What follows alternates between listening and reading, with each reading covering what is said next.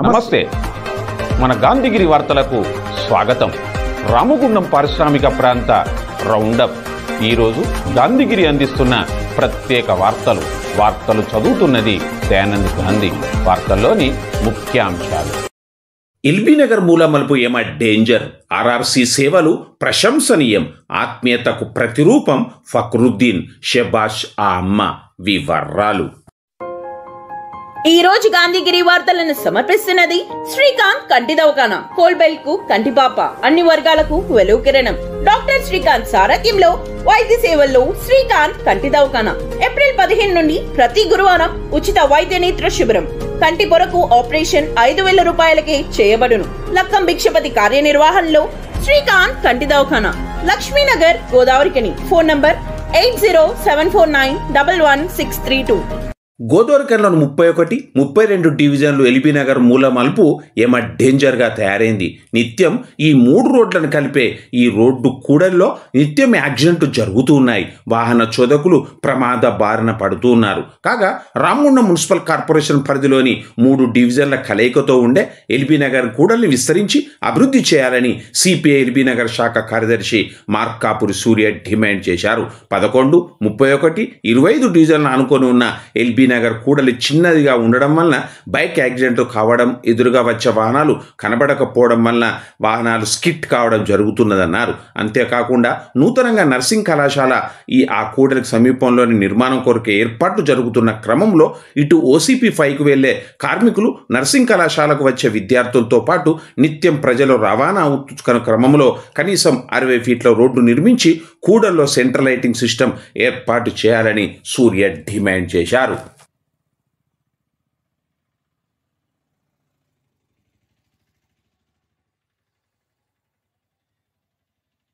Ramagundam corporation పరిధిలోని 3 డివిజన్ల కలయికైన ఎల్బీనగర్ కూడలిని విస్తరించి అభివృద్ధి చేయాలని సిపిఐ పార్టీగా మేము డిమాండ్ చేస్తూ ఉన్నాం. అటు 31వ డివిజన్, ఇటు 32వ డివిజన్, 11వ డివిజన్, 3 డివిజన్లకు సంబంధించినటువంటి కూడలి ఎల్బీనగర్. ఈ మధ్య అక్కడ ఉన్నటువంటి సింగరేణి ఖాళీ స్థలంలో నర్సింగ్ కళాశాలను నిర్మించడానికి కూడా శరవేగంగా అభివృద్ధి పనులు జరుగుతూ ఉన్నాయి. ఒకవైపు రమేష్ నగర్కు వెళ్ళేటటువంటి దారి, పోలీస్ స్టేషన్ చౌరస్తాకు వెళ్ళేటటువంటి దారి ఉన్నందున ఆ రోడ్డును విస్తరించి ఓసీ5కి వెళ్ళే కార్మికులు కానీ, నర్సింగ్ కళాశాలకు రేపు వచ్చే విద్యార్థులకు కానీ ఆ ఏరియా వెడల్పు ఎక్కువ చేస్తే ఫ్యూచర్లో బాగుంటుందని చెప్పి భారత కమ్యూనిస్టు పార్టీగా మేము డిమాండ్ చేస్తూ ఉన్నాం. స్థానిక శాసనసభ్యులు అలాగే రామగుండం మున్సిపల్ ఇన్ఛార్జ్ కమిషనర్ గారిని మేము కోరుతా ఉన్నాం.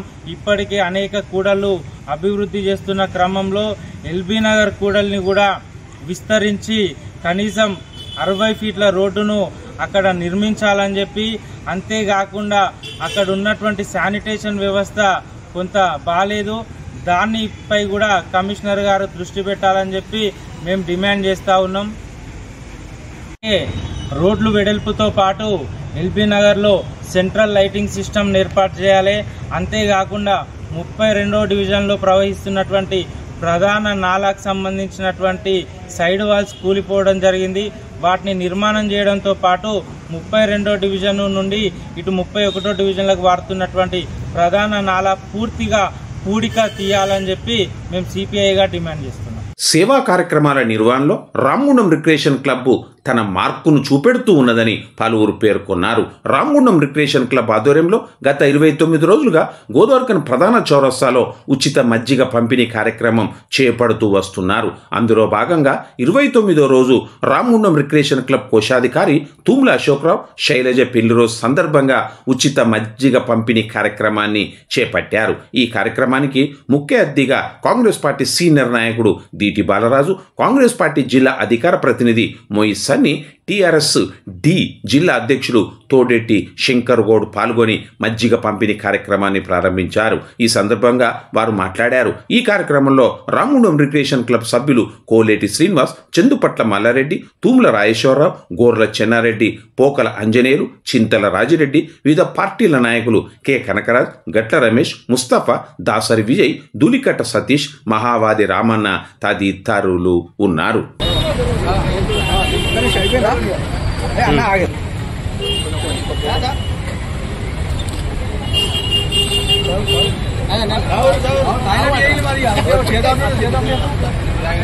మజ్జిగ పంపిణీ కార్యక్రమం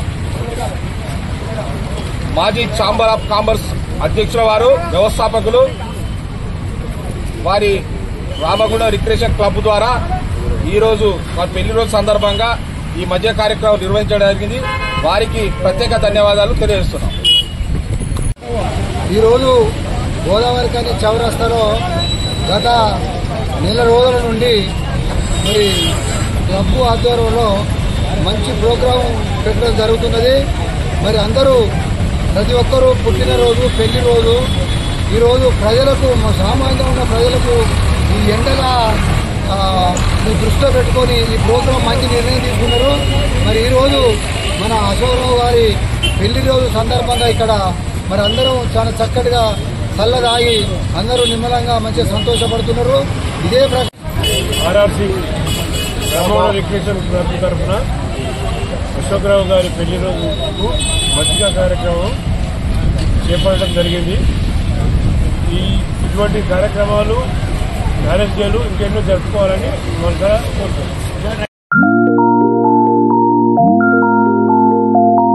ఆత్మీయత వెల్లివిరిసింది, అనురాగం విరాజిల్లింది. అందరివాడు అందరికీ సుపరిచితుడు కాంగ్రెస్ నేత రామగుండం నగరపాలక 48వ డివిజన్కు అభివృద్ధి ప్రదాత ఎమ్మెల్యే రాజ్ ఠాకూర్ మక్కాన్ సింగ్కు ఆత్మీయుడు ఫక్రుద్దీన్ పుట్టినరోజు ఈ రోజు. ఈ సందర్భంగా ఫక్రుద్దీన్ ఆత్మీయ సోదరుడు గోదావరికన్ లక్ష్మీనగర్లోని జరా మొబైల్స్ అధినేత షాదాఫ్ అపూర్వ బర్త్డే గిఫ్ట్గా జ్యోతి గాంధీ ఫౌండేషన్ నిర్వహణలో పేదింటి పిల్లలకు పాకెట్ మనీని అందించారు. సింగరేణిలో మారుపేర్ల బిజినెస్ కేసులన్నింటినీ వెంటనే పరిష్కరించాలని ఐఎఫ్టీ రాష్ట్ర working president I Krishna demand చేశారు. సింగరేణి మారుపేర్ల బిజినెస్ బాధితులతో కలిసి ఐఎఫ్టీ ఆధ్వర్యంలో RG3GM కార్యాలయం ముందు ధర్నా నిర్వహించారు. జనరల్ మేనేజర్కు మెమొరాండం అందజేశారు. ఈ ధర్నా కార్యక్రమంలో నాయకులు ఏ వెంకన్న, ఈ నరేష్, బి అశోక్, రాజేశం, తొట్ల రాయమల్లు, సతీష్, రాజశేఖర్, శ్రావణ్, సుధాకర్, ఎం వెంకన్న, తిరుమల శ్రీనివాస్, రామిల్లి సందీప్, సంతోష్, హరీష్, కుమార్ తదితరులు ఉన్నారు. సర్టిఫికెట్లలో తప్పున్నాయని, నాడు మీ తండ్రులు వేరే క్యాస్ట్లపై పనిచేశారని, ఇతర అనేక కారణాల రీత్యా సింగరేణి యాజమాన్యం ఇంటర్వ్యూల సందర్భంగా ఆ కార్మికుల యొక్క పిల్లలకు ఉద్యోగాలు ఇవ్వకుండా విజిలెన్స్ డిపార్ట్మెంట్కు ఈ కేసులన్నింటినీ రిఫర్ చేసి ఇప్పటి వరకు కూడా అవి తేల్చకుండా సంవత్సరాల తరబడి అవి వాటిని దగ్గర పెట్టుకొని ఎలాంటి పరిష్కారం చూపించకుండా జవాబుదారీతనం లేకుండా ఇవాళ విజిలెన్స్ డిపార్ట్మెంట్ వ్యవహరిస్తుంది. ఇవాళ మరి కార్మికులు పిల్లలకు ఉద్యోగాలు ఇస్తారా ఇవ్వరా అని మేము గోదావరిలో బొగ్గన్ కార్మిక సంఘం తరఫున సింగరేణి యాజమాన్యాన్ని ప్రశ్నిస్తున్నాం. సింగరేణిలో ఒక డిపార్ట్మెంట్ ఉందంటే ఆ డిపార్ట్మెంట్ తన పని తాను చేసుకోవాలి.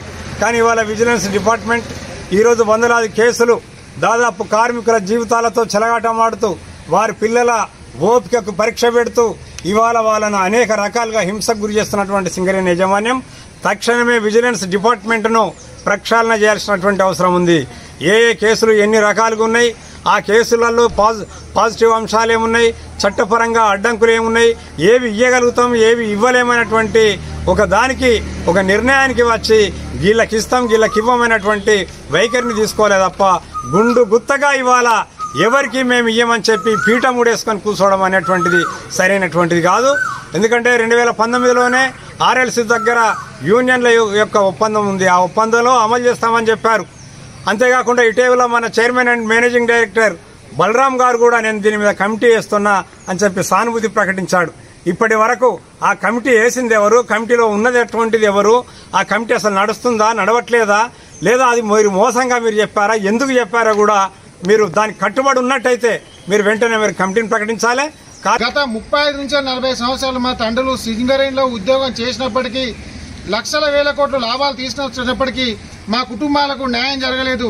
మారుపేర్ల వల్ల మా ఉద్యోగాలు పక్కన పెట్టి ఇవాళ చోద్యం చూస్తున్నటువంటి రాష్ట్ర ప్రభుత్వానికి మేము చెప్పాల్సుకున్నది ఒకటే, గత ప్రభుత్వం ప్లేస్లో కూడా మీరు వెళ్తారు, మీరు కూడా ఈ సమస్యను పరిష్కరించలేకపోతే మేము ఇక్కడి నుంచి తెలియజేసేది ఒకటే, 30 నుంచి 40 సంవత్సరాలు మా తండ్రులు నిజాయితీగా కష్టపడి బొగ్గును వెలుగుదీస్తే ఇవాళ రాష్ట్ర ప్రభుత్వాలు కోట్ల బడ్జెట్ పెట్టి పవర్ ప్లాంట్ ఓపెన్ చేసుకుంటున్నాయి.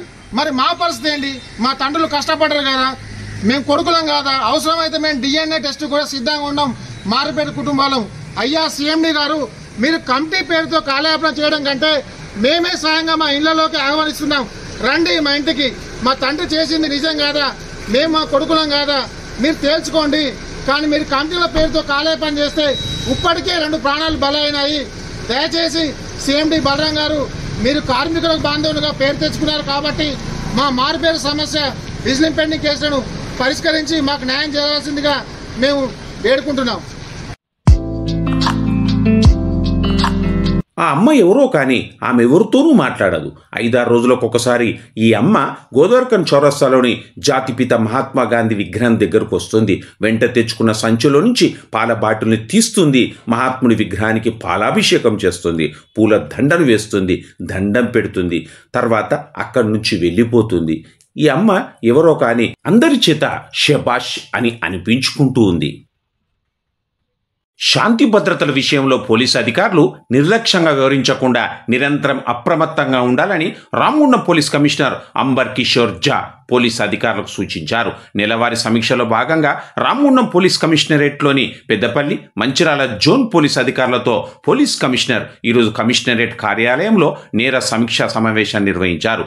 డీసీపీలు, అడిషనల్ డీసీపీ అడ్మిన్లు, ఏసీపీలు, ఇన్స్పెక్టర్లు, ఎస్ఐలు పాల్గొనే ఈ సమావేశంలో పోలీస్ కమిషనర్ ముందుగా పోలీస్ స్టేషన్, డివిజన్, జోన్ల వారీగా పెండింగ్ కేసులకు సంబంధించిన నేరస్తుల అరెస్టు, దర్యాప్తు, సాక్ష్యాధారాల సేకరణ, ఛార్జ్షీట్కు సంబంధించి ప్రస్తుత కేసుల స్థితిగతులపై పోలీస్ కమిషనర్ అధికారులను అడిగి తెలుసుకున్నారు. ముఖ్యంగా రామగుండం పోలీస్ కమిషనరేట్ పరిధిలో నమోదైన గ్రేవ్ కేసులు, మహిళలపై నేరాలు, ఆస్తి నేరాలు, ఫోక్స్ కేసులు, మిస్సింగ్, గంజాయి, రోడ్డు ప్రమాదాల కేసులకు సంబంధించి సమాచారంతో పాటు కేసుల పరిష్కారం కోసం ఏ విధమైన చర్యలు తీసుకోవడం జరుగుతుంది మొదలైన అంశాలపై పోలీస్ కమిషనర్ పోలీస్ స్టేషన్ల వారీగా పోలీస్ అధికారులతో సమీక్ష జరిపారు. తరచుగా నేరాలకు పాల్పడే నేరస్తులపై సస్పెక్ట్, రౌడీ షీటు తెరవాలని, చట్ట వ్యతిరేక కార్యకలాపాలకు సంబంధించి ముందస్తు సమాచారాన్ని సేకరించాల్సి ఉంటుందని పోలీసు అధికారులు ప్రజలతో మర్యాదపూర్వకంగా వ్యవహరిస్తూ వారితో స్నేహపూర్వకంగా ఉండాలని, బాధ్యతాయుతంగా విధులు నిర్వహిస్తూ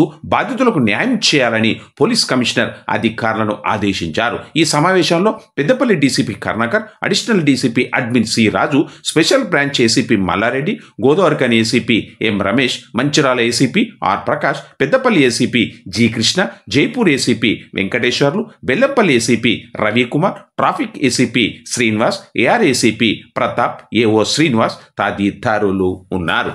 ఇంతటితో గాంధీగిరి వార్తలు సమాప్తం. నమస్కారం.